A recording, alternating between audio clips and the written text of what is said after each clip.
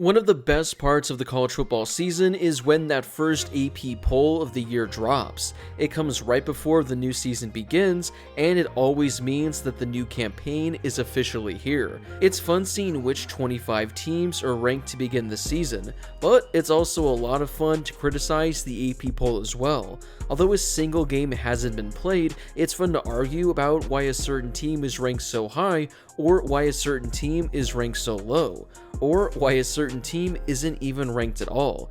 There's always controversy surrounding the AP poll, no matter what week it is, but I love it. Today, we're going to be taking a look back at the first AP poll of the 2023 college football season. We're going to be taking a look at the top 25 teams and overall how they performed during the 2023 campaign. How accurate were the AP poll voters in deciding their top 25 teams for the 2023 season?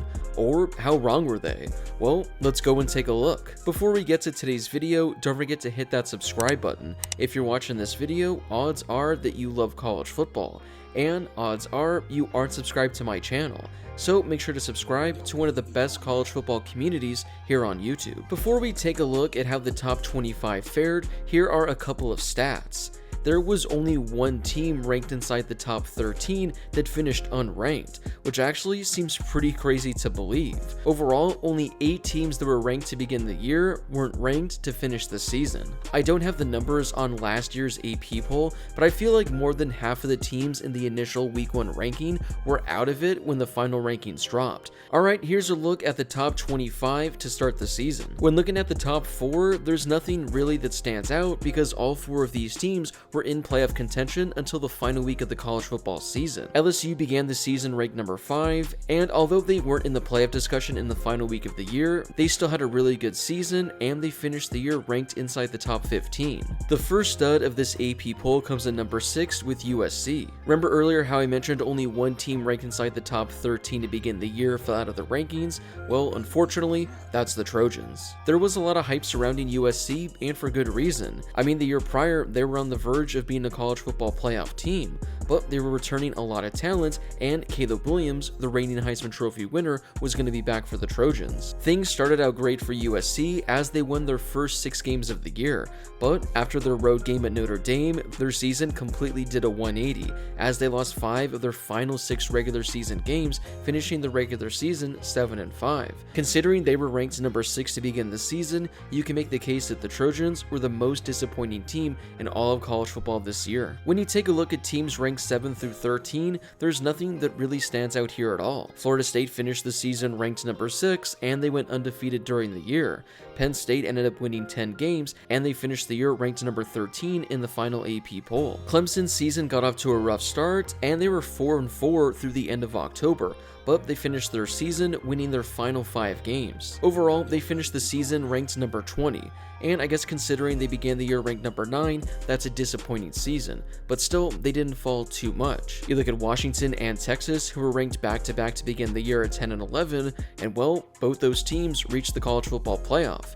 In fact, both of those teams met in the college football playoff. Tennessee had an overall decent season as they began the year ranked number 12, and they finished the season with 9 wins, and they came in at number 17 in the final AP poll. Notre Dame began the season ranked number 13, and they finished the season ranked number 14. So the AP poll voters nearly got this one almost exactly right. It isn't until we get to number 14 where there's another team that fell out of the top 25 entirely, and it's actually our second Pac-12 team. So although the Pac-12 was the best conference in all of college football this season, the first 2 that fell out of the top 25 are actually 2 Pac-12 squads. Utah actually had a strong start to the season as they won their first 4 games and 6 of their first 7, but they lost 3 of 4 and finished the regular season 8-4 before losing to Northwestern in their bowl game, finishing their campaign with an 8-5 record. After being one of the better Pac-12 teams over the last couple of years, Utah was another disappointing team this season. Oregon was on the verge of playing in the college football playoff, but losing in the Pac-12 title game hurt their chances. Still, they finished the season tied for 6th in the AP poll after winning 12 games. Kansas State won the Big 12 in 2022, but they couldn't replicate their season in 2023. It was still a good campaign for them as they finished the year 9-4, and they only dropped a couple of spots in their final AP poll ranking. This one is probably the worst that we got in the top 25, as TCU began the season ranked number 17. Now, they were ranked that high for good reason, considering they were in the national championship game the year prior. Although they lost a lot of talent to the NFL draft, that was still a team that reached the title game, so you had to have them ranked inside the top 25. Well, their season pretty much ended in week 1 as they fell to Colorado at home. The Horned Frogs were able to bounce back as they won their next 3 games, but after starting the season 3-1, they went 2-6 the rest of the way, finishing their year 5-7, and they didn't even make a bowl game. Oregon State was ranked to begin the year, and once again, they're the 3rd Pac-12 team that actually fell out of the top 25 by the end of the year. This one was tough for Oregon State though, as they were a top 25 team the entire way, but they fell apart at the very end. They were in the discussion for the Pac-12 title game for a majority of the season. Through the middle of November, they were 8-2, but they had a gauntlet of a schedule coming up. They fell at home to number 5 Washington and on the road to number 6 Oregon. Then they fell to Notre Dame in the Tony the Tiger Sun Bowl, losing their final 3 games of the season as they finished the year 8-5. It looked like it was going to be one of the better seasons in Beaver program history, but unfortunately, that last stretch of the season really screwed them over. Another year where Wisconsin is ranked to begin the year, and they finished the season unranked. It was an underwhelming season for the Badgers as they finished the year 7-6. They were 4-1 at some point, but they dropped 4 of the next 5, and that completely ruined their season. Oklahoma began the season ranked number 20, and they finished their season ranked number 15 as they won 10 games this past year.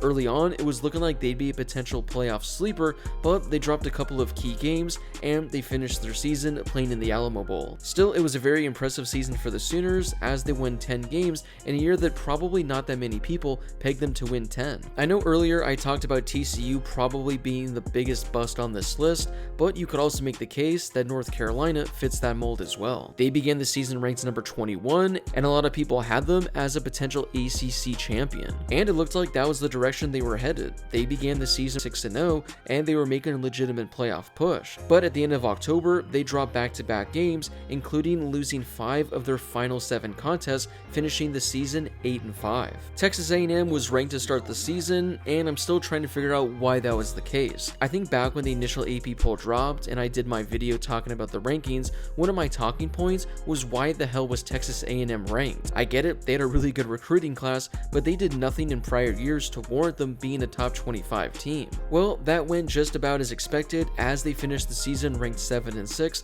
and never really sniffed the top 25 at any point other than that first week of the season. Tulane began the season ranked inside the top 25 after their phenomenal 2022 campaign, and they pretty much lived up to the hype through all of 2023, but losing in their bowl game dropped them out of the top 25. When looking at what the final top 25 looked like, there were a number of pretty big additions. The biggest one comes all the way at number 8 with the Missouri Tigers. They finished the year 11-2, and they were one of the best teams in all of college football. When looking at the preseason AP poll, Missouri didn't receive a single vote to be inside the top 25, so that was by far the biggest whiff of the AP poll voters. The next biggest whiff comes just a few spots behind them as the Arizona Wildcats finished the season ranked 11th and a 10-3 finish. Now, personally, I didn't expect Arizona to be this good at all. I thought they'd probably be a 6, maybe a 7-win team, but seeing them win 10 games was one of the biggest surprises in all of college football this year. To no surprise, they didn't receive a single vote in the preseason AP poll as well. I'm looking at this right now, and it's actually pretty crazy that Oklahoma State finished the season with 10 wins. They finished ranked number 16, and they went 10-4. I know they had a really good season, but it didn't seem like the Cowboys were that good this year. Again, maybe I just wasn't following the Big 12 all that closely, and I know I watched a number of Oklahoma State games, but seeing them finish the season ranked 16th does come as a bit of a surprise. Like all the other teams I mentioned in front of them, Oklahoma State didn't receive a single vote to begin the year. Receiving some votes though to begin the year was Louisville, and they finished the season ranked number 19 after a 10-win campaign. The Cardinals finished their season with 10 wins, which is pretty crazy considering they ended their year on a 3-game losing streak. They began the season 10-1, but they dropped their final 3 contests. Still, a 10-win season is very impressive for the Cardinals. Closing this out are a number of teams that didn't crack the top 25 to begin the year. NC State, SMU, Kansas, and Liberty all finished the year ranked inside the top 25. When looking at these remaining teams, almost all of them got votes in the preseason. NC State and Liberty each received a single vote. Meanwhile, for Kansas, they received 10 votes. SMU didn't receive any votes to begin the year, so they surprised many by winning 11 games and finishing as one of the winningest teams in all of college football this year. So that wraps it up for the preseason and the final AP poll. Overall, I thought the poll wasn't awful this year. Like I mentioned earlier, I've done this video in years past, and over the last couple of years, it's been really bad, with some years more than half the teams not even finishing the year ranked. So overall, 2023 was a pretty successful season by the AP poll voters. When looking at the preseason and final poll, what was the biggest shock to you? Was it a team that climbed really high, or a team that fell out of it completely? Whoever was the biggest surprise to you, let me know in the comment section down below. Before you leave, don't forget to hit that subscribe button and turn on those notifications if you're new to my channel. I'm posting college football videos all off season, so make sure to subscribe so you never miss a video. Also, don't forget to drop a like on this video as well. It helps out with that YouTube algorithm and helps share the video with more college football fans. Plus, it only takes a second to do. As always, thank you guys so much for watching, and I'll see you all in my next video.